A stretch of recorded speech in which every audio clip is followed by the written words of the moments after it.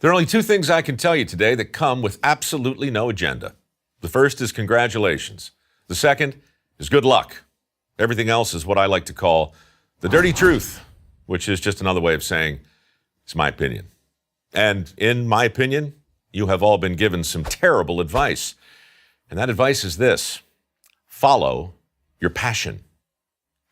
Every time I watch the Oscars, I cringe when some famous movie star, trophy in hand, starts to deconstruct the secret of their success.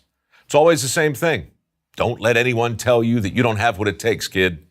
And the ever-popular, never give up on your dreams. Look, I understand the importance of persistence and the value of encouragement, but who tells a stranger to never give up on their dreams without even knowing what it is they're dreaming? I mean, how can Lady Gaga possibly know where your passion will lead you? Have these people never seen American Idol? Year after year, thousands of aspiring American Idols show up with great expectations, only to learn that they don't possess the skills they thought they did. What's really amazing, though, is not their lack of talent. The world's full of people who can't sing. It's their genuine shock at being rejected.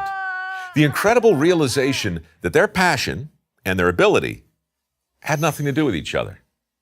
Look, if we're talking about your hobby, by all means, let your passion lead you. But when it comes to making a living, it's easy to forget the dirty truth. Just because you're passionate about something doesn't mean you won't suck at it. And just because you've earned a degree in your chosen field, it doesn't mean you're going to find your dream job. Dream jobs are usually just that, dreams. But their imaginary existence just might keep you from exploring careers that offer a legitimate chance to perform meaningful work and develop a genuine passion for the job you already have. Because here's another dirty truth: your happiness on the job has very little to do with the work itself. On Dirty Jobs, I remember a very successful septic tank cleaner, a multimillionaire who told me the secret to his success. I looked around to see where everyone else was headed, he said, and then I went the opposite way. Then I got good at my work. Then I began to prosper, and then one day I realized I was passionate about other people's crap. I've heard that same basic story from welders, plumbers, carpenters, electricians, HVAC professionals, hundreds of other skilled tradesmen who followed opportunity, not passion, and prospered as a result. Consider the reality of the current job market. Right now, millions of people with degrees and diplomas are out there competing for a relatively narrow set of opportunities that polite society calls good careers. Now, meanwhile, employers are struggling to fill nearly 5.8 million jobs that nobody's trained to do. This is the skills gap. It's real, and its cause is actually very simple.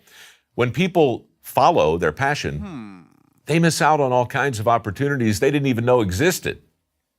When I was 16, I wanted to follow in my grandfather's footsteps.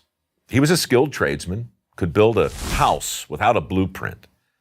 That was my passion, and I followed it for years. I took all the shop classes at school. I did all I could to absorb the knowledge and skill that came so easily to my granddad. Unfortunately, the handy gene is recessive.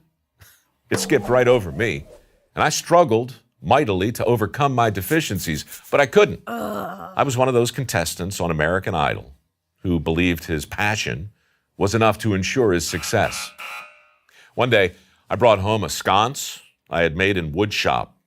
Looked like a paramecium. After a heavy sigh, my granddad gave me the best advice I've ever received. He told me, "Mike, you can still be a tradesman, but only if you get yourself a different kind of toolbox." At the time, this felt contrary to everything I believed about the importance of passion and persistence and staying the course. But of course, he was right, because staying the course, that only makes sense if you're headed in a sensible direction. And while passion is way too important to be without, it is way too fickle to follow around. Which brings us to the final dirty truth. Never follow your passion, but always bring it with you. Congratulations again and good luck. I'm Mike Rowe from MicroWorks for Prager University.